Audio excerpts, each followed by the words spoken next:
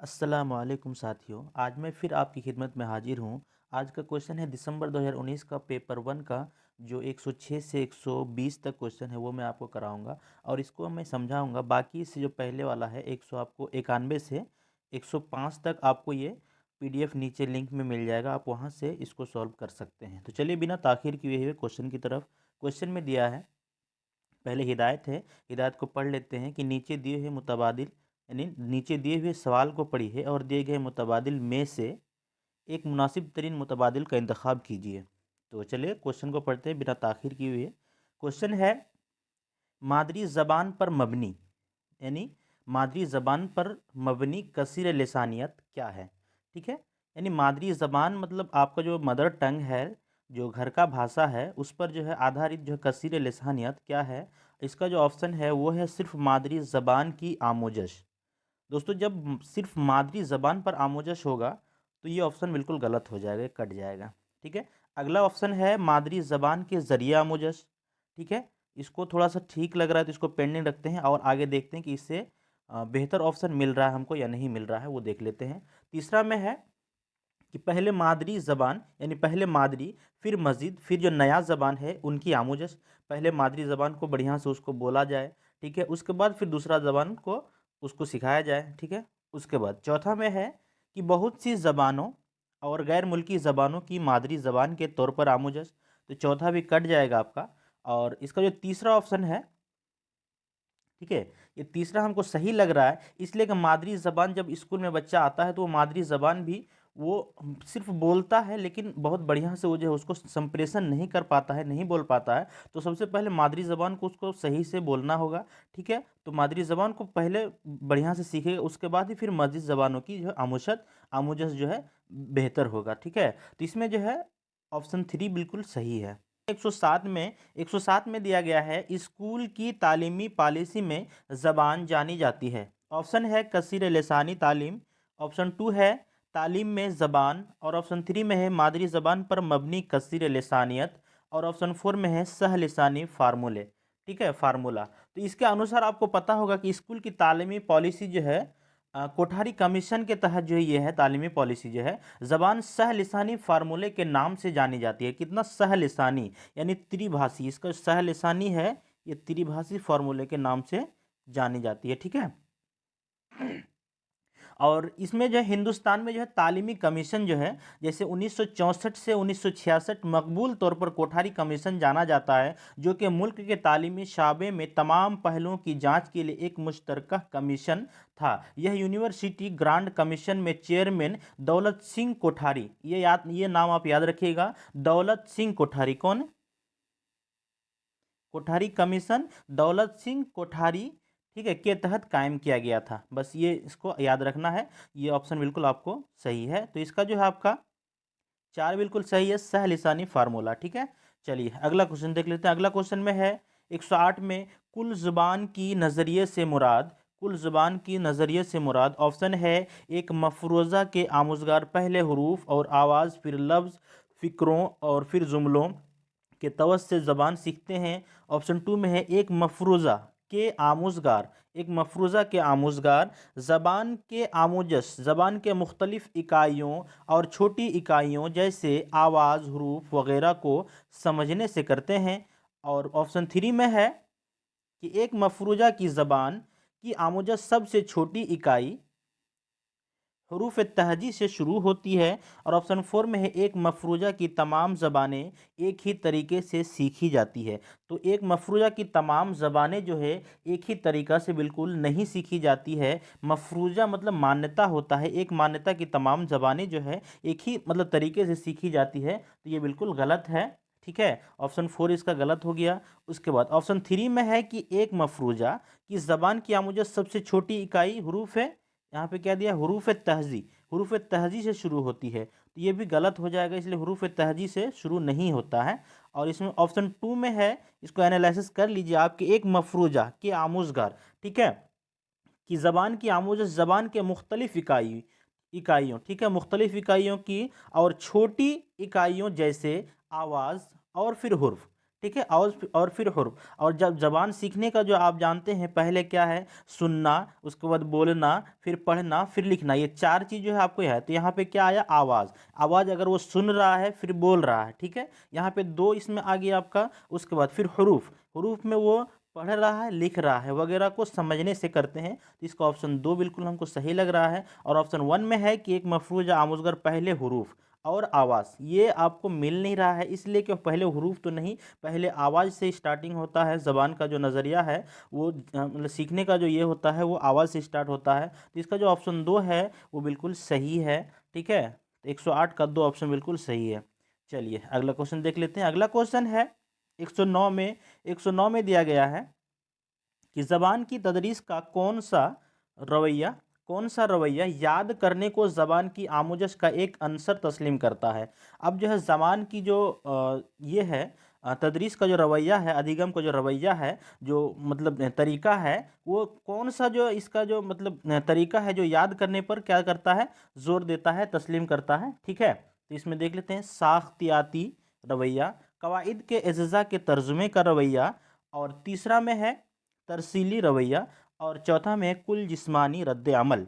तो ये आपको पता होगा कि ये जो है आपको कवाइद के, जब कवाइद आप याद करते हैं, कवाइद मतलब जब कवाइद पढ़ते हैं तो उसमें थोड़ा सा याद करने का रवैया जो है ज़्यादा आता है एज़्ज़ा के तर्जुमे। तो ये बिल्कुल सही है, क्योंकि ज़बान की तदरीस में जो कवाइद के एज़्ज़ा के तर्जुमा का रवैया याद करने को ज़बान की आमोजश का एक अंसर तस्लीम करता है। देखो, याद करना जो है, याद करना या लर्निंग को हम सीखना कहते हैं। याद करना या लर्निंग को हम जो है सीखना कहते हैं। दौरान तदरीस लर्निंग में असातिज़ा और तलबा दोनों शामिल होते हैं। मान लीजिए सीखने के पढ़ाते वक्त असातिज़ा और तलबा जो है, असातिज़ा तलबा दोनों शामिल होता है। टीचिंग लर्निंग सरगर्मी में तलबा को सिखाने के दौरान, टीचिंग लर्निंग यानी सिखाने के दरमियान जो है असातिज़ा भी बहुत कुछ सीख रहे होते हैं। ऐसा नहीं है कि सिर्फ तलबा को सिखा रहे हैं और उस्ताद कुछ भी नहीं सीख रहे हैं। ऐसी बहुत सारी गतिविधि है जो कि सिखाते वक्त भी टीचर भी सीखता है और बच्चे भी सीखते हैं। यही वजह है कि एक अच्छा टीचर अपने अंदर लचक रखता है, अपने अंदर जो है लचक रखता है,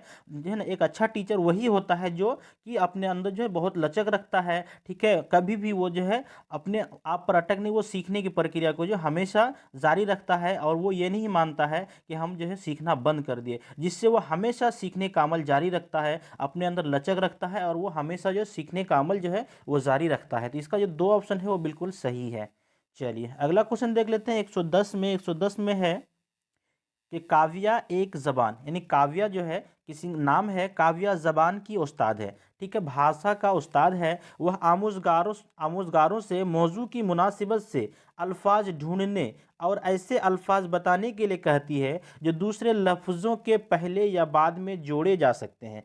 क्या है कि कुछ अल्फाज इस तरह से, मतलब अब है यहाँ पे पूछा गया कि इस हिकमत अमली को क्या कहते हैं। काव्या है ज़बान का उस्ताद, अब वो जो है आमुज़गारों से मौजू के मुनासिबत यानी विषय के मुनासिब ही से कुछ अल्फाज ढूंढने और ऐसे अल्फाज बताने के लिए कहती है जो दूसरे लफ्ज़ों के बाद, जो दूसरे लफ्ज़ों के बाद या बाद में, पहले या बाद में, पहले या बाद में जोड़ा जा सके, ठीक है। तो इस हिकमत अमली को क्या कहते हैं, ठीक है। इस हिकमत अमली को जो है आपको काव्य मतलब इस हिकमत अमली को आपको तरकीब लफ्ज़ी कहते हैं, इसलिए कि काव्या जो है ज़बान के उस्ताद हैं। अब आप क्वेश्चन को समझिए, काव्या जो है ज़बान के उस्ताद है, वह आमुज़गारों से मौजू के मुनासिबत अल्फाज ढूंढने और ऐसे अल्फाज बताने के लिए कहती है जो दूसरे लफ्ज़ों के पहले और फिर बाद में जोड़े जा सकते हैं। इस हिकमत अमली को जो है तरकीब लफ्ज़ी कहते हैं। तो इसका जो ऑप्शन 1 है वो बिल्कुल सही है। चलिए अगला क्वेश्चन देख लेते हैं। अगला क्वेश्चन है 111 में दिया गया है, उस्ताद अपने आमोज़गारों की ज़बान की सलाहियत जांचने के लिए, उस्ताद जो है अपने आमोज़गारों की जो ज़बान की जो भाषा की जो सलाहियत है उसको जांचने के लिए, उसको आकलन करने के लिए सवाल तैयार करता है, ठीक है, सवाल तैयार करता है। वह इक़्तिबास के हर 5वें लफ्ज़ को छोड़ देता है। वह जो है इक़्तिबास के जो है प्रस्तुत जो करता है, कुछ लिख रहा है, तो वह इक़्तिबास के 5वें लफ्ज़ को छोड़ देता है। मान लीजिए चौथा लफ्ज़ लिखा, उसके बाद 5वां लफ्ज़ को छोड़ दिया, वहाँ पे डैश डैश दे दिया, ठीक है। और बच्चों से छूटे हुए अल्फाज मालूम करने के लिए कहता है, बच्चों से जो छूटे हुए अल्फाज मालूम करने के लिए कहता है। तो इसको हम क्या कहते हैं, जांच के इस तरीके को क्या कहते हैं, इसका जो क्वेश्चन है ये है। चलिए इसका ऑप्शन पढ़ते हैं। ऑप्शन में है इक़्तिबास को समझने के लिए पढ़ना। उसके बाद ऑप्शन 2 में है फरहंग की जांच करना। ऑप्शन 3 में है खाली जगहों को पुर करना। और ऑप्शन 4 में है क्लोज टेस्ट। तो ये जो है आपको खाली जगह छोड़ता है, तो ये आपका जो है खाली जगहों को जो है पुर करना, इसका जो ऑप्शन बिल्कुल सही है। लेकिन इसी तरह का रद्द अमल जो है, इसी तरह का जो टेस्ट है वो क्लोज टेस्ट के बहुत ही करीब होता है। तो इस ये फिलहाल ये जो है ये खाली जगहों को पुर करना है। और इसी तरह का और भी तरह का टेस्ट होता है जो बहुत करीब यानी क्लोज टेस्ट के करीब होता है। ठीक है, तो इसका जो ऑप्शन 3 है वो बिल्कुल सही है। चलिए अगला क्वेश्चन देख लेते हैं 112 में। 112 में है बोलने में सही लफ्ज को सही तरतीब और तलफ़ुज़ से इस्तेमाल करना। ठीक है, बोलने में सही लफ्ज और सही तरतीब और तलफ़ुज़ से इस्तेमाल करना। अब इसका जो ऑप्शन है बदन ज़बान यानी बॉडी लैंग्वेज। उसके बाद दूसरा में है बोलने का तरीका। तीसरा में है ज़बान का अमल। और चौथा में है मुस्तामिल। ठीक है, तो इसमें जो है दो बिल्कुल सही है कि बोलने, यहाँ पे पहले ही ऑप्शन दे दिया है बोलने में। ठीक है, बोलने में अगर सही लफ्ज़ सही तरतीब और तलफ़ुज़ इस्तेमाल कर रहे हैं तो वो जो है आपका दो यानी बोलने का तरीका ये बिल्कुल सही है। इसका दो ऑप्शन बिल्कुल सही है। चलिए अगला क्वेश्चन देख लेते हैं 113 में क्या दिया गया है। 113 में है कि कहानी कहने को बतौर तदरीसियाती आलाकार इस्तेमाल किया जाता है। कहानी कहने को बतौर तदरीसियाती आलाकार इस्तेमाल किया जाता है। ऑप्शन पढ़ लेते हैं। पहले ऑप्शन है सुनने की सरगर्मी में बच्चों को शामिल करने के लिए। ठीक है, और ऑप्शन 2 में है कि बच्चों में बोलने की महारत को फ़रोग देने के लिए। ऑप्शन 3 में है ज़बान व अदब की महारतों को फ़रोग देने के लिए। ऑप्शन 4 में है क्लासरूम में नज़्म व ज़ब्त बनाए रखने के लिए। अब इसका जो फिर से आप क्वेश्चन को पढ़ेंगे कि कहानी कहने को बतौर तदरीसियाती आलाकार इस्तेमाल किया जाता है, यानी कहानी कहने को जो है क्लास में जो सबसे आला करार दिया जाता है। ठीक है, आलाकार इस्तेमाल किया जाता है, सबसे अहम मतलब श्रेणी में रखा जाता है कहानी कहना। ठीक है, तो अब ये क्यों कहा जाता है वो यहाँ पे पूछ रहा है। तो चलिए यहाँ पे ऑप्शन है कि सुनने की सरगर्मी में बच्चों को शामिल करने के लिए। सिर्फ कहानी सुनने, यहाँ पे कहानी कहने के बतौर यानी सिर्फ सुनना ही यहाँ पे दिया गया, तो इसका जो ऑप्शन 1 है वो कट जाएगा। ऑप्शन 2 में है कि बच्चों में बोलने की महारत को फ़रोग देने के लिए। ये जहाँ तक है कि हमको सही लग रहा है, यानी इससे भी अगर बेस्ट ऑप्शन मिल रहा है तो उसको हम निकालते हैं। और तीसरा में है कि ज़बान व अदब की महारतों को फ़रोग देने के लिए। और चौथा में है क्लासरूम में नज़्म व ज़ब्त बनाए रखने के लिए, तो ये कट जाएगा। तीसरा जो है बहुत अच्छा ऑप्शन है कि ज़बान व अदब की महारतों को फ़रोग देने के लिए। ज़बान भी हो गया इसमें, यानी ज़बान में आपका सब कुछ आ गया, आपका सुनना भी आ गया, बोलना भी आ गया, वो अदब की महारतों को फ़रोग देने के लिए। तो इसका जो तीसरा ऑप्शन है वो बिल्कुल सही है। ठीक है, 113 का 3 बिल्कुल सही है। चलिए 114 में देख लेते हैं। 114 में दिया गया है सयाक में कवायद से मुराद है। इसका ऑप्शन है मश्क व अमल से कवायद की आमोजश। ऑप्शन 2 में है कवायद, पहले कवायद के असूल फिर उनके अमल की आमोजश। उसके बाद तीसरा में है सयाक में देखे और पढ़े जाने वाले फितरी ज़बान की मिसालों से आमोजश। और ऑप्शन 4 में है ऐसे साख्तियाती अंदाज में ज़बान की आमोजश जिसमें आमोजगार सतह के लिहाज से तरक्की करता है। तो सयाक में कवायद से मुराद है, सयाक में कवायद से मुराद है, ठीक है, कि सयाक में देखे और पढ़े जाने वाले फितरी यानी कुदरती ज़बान के मिसालों से आमोजस, कुदरती ज़बानों से मिसालों से आमोजस ज़बान के असबाक पढ़ाते वक्त, या बेहतर होगा कि मिसालें असबाक से फराहम की जाएं।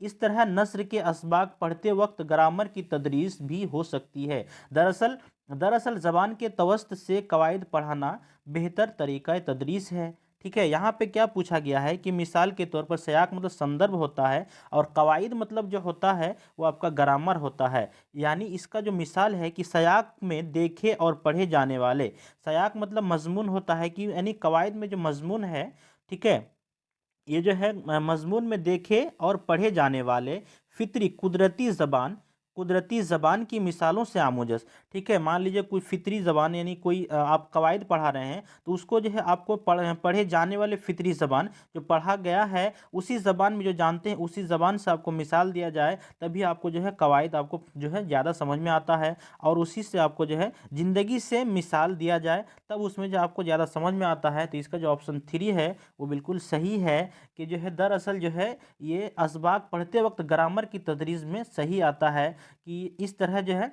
नस्र हुआ या फिर असबाक पढ़ते वक्त ग्रामर की तदरीस जो है वो बिल्कुल सही होता है। जैसे असबाक से फराहम की जाए, जैसे कुछ सबक पढ़े हैं और उसी से आपको कवायद पढ़ाया जा रहा है। ठीक है, कुछ सबक पढ़े और उसी जिस वर्ड को आप जानते हैं उसी से आपको जो है मिसाल दिया जाए और कवायद पढ़ाया जाए, तो ये सबसे बेस्ट ऑप्शन है तीसरा, ये बिल्कुल सही है। चलिए अगला क्वेश्चन देख लेते हैं 115 में। 115 में दिया गया है, दर्ज झेल में से कौन मुताले की महारत नहीं है। दर्ज झेल में से कौन मुताले की महारत नहीं है, यानी नीचे जो दिया गया है इसमें मुताला मतलब पढ़ने से है, कि दर्ज झेल में से कौन पढ़ने की महारत नहीं है। लेक्चर के दौरान नोट लिखना। ठीक है, ऑप्शन 2 में है पढ़ने के दौरान नोट लेना।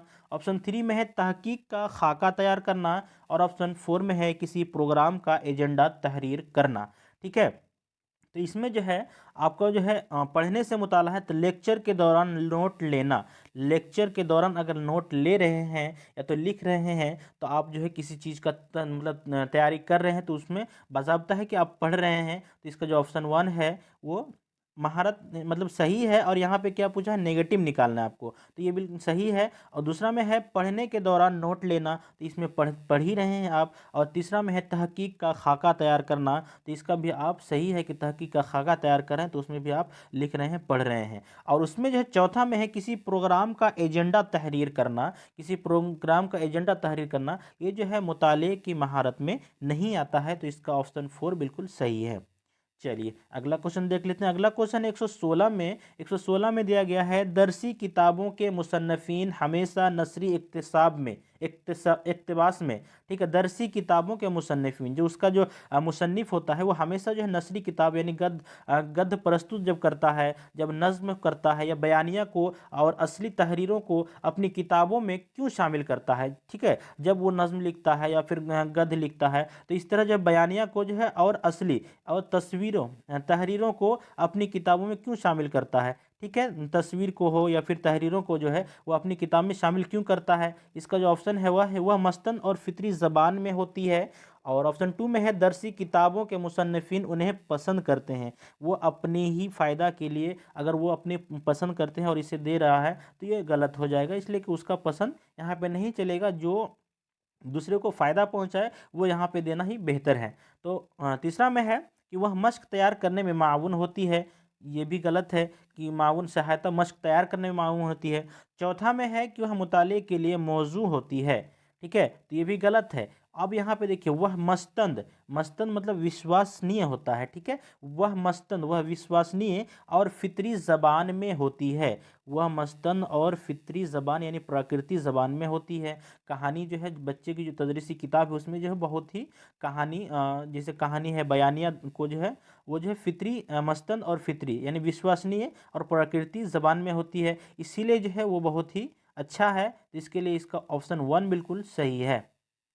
चलिए अगला क्वेश्चन देख लेते हैं। अगला क्वेश्चन है 117 में। 117 में दिया गया है, दर्ज झेल काम को क्या कहते हैं। अब यहाँ पे कुछ दिया है, आप इनको पढ़ेंगे कि उस्ताद अपनी रफ्तार से मतन को पढ़कर सुनाता है। क्या है, उस्ताद अपनी रफ्तार से कुछ मतन, ठीक है, मतन को पढ़कर सुनाता है। और आमुज़गार जो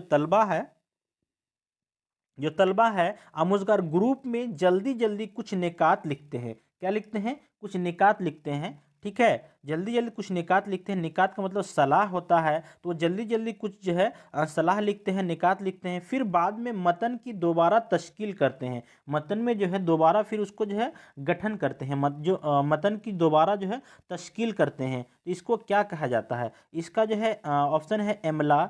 ऑप्शन 2 में है कवायद का इमला। ऑप्शन 3 में है दोबारा लिखने का काम। ऑप्शन 4 में है कि बाहमी एमला। तो ठीक है, तो इसका जो है आपका दो ऑप्शन बिल्कुल है कि वो जो है कवायद का एमला लिखता है। ठीक है, कि वो कुछ बताया और उसको फिर जो है वो लिखता है, फिर दोबारा तश्कील करता है, तो ये जो है कवायद का एमला हुआ, ये बिल्कुल सही है। चलिए अगला क्वेश्चन देख लेते हैं। अगला क्वेश्चन 118 में दिया गया है, पहली ज़बान को फ़रोग देने से पहली ज़बान को फ़रोग देने से अमूमन क्या मुराद लेते हैं। पहली ज़बान, आप ध्यान में रखेंगे कि पहली ज़बान को फ़रोग देने से अमूमन क्या मुराद है। ऑप्शन है आमोजश, उसके बाद अपने आप सीखना, ऑप्शन 3 में है फ़रोग और ऑप्शन 4 में है वक़ूफ़।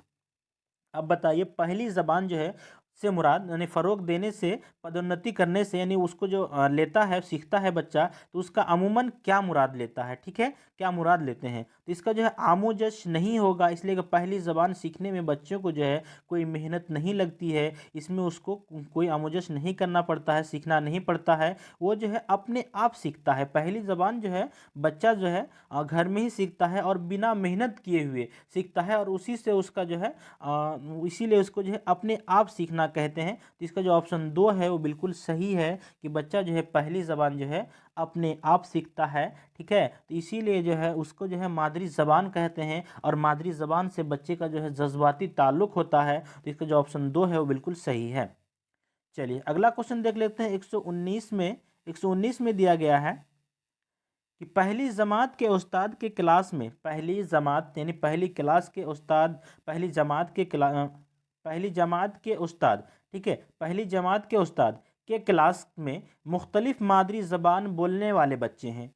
ठीक है, मुख्तलिफ मादरी ज़बान यानी बहुत तरह के मादरी ज़बान बोलने के लिए जो है क्या है बच्चे हैं। उस्ताद उन बच्चों से मुख्तलिफ मादरी ज़बानों में आदाब व तस्लीम के तबादले के लिए कहता है। यानी उनका जो है मादरी ज़बान जो प्राकृतिक ज़बान है, प्राकृति नहीं, उसका जो मादरी ज़बान है उनमें से उसको जो है कुछ विचार हो, जो आदाब व तस्लीम जो है उसको जो है आदान प्रदान करने के लिए कहता है। ठीक है, इस तरह तलबा रोज़ मुख्तलिफ ज़बानों के नए अल्फाज से मुतारुफ़ होते हैं, वो उनका भाषा सीखता है, यानी तलबा जो है रोज़ नए नए अल्फाज से तारुफ़ होते हैं, नए नए अल्फाज सीखते हैं।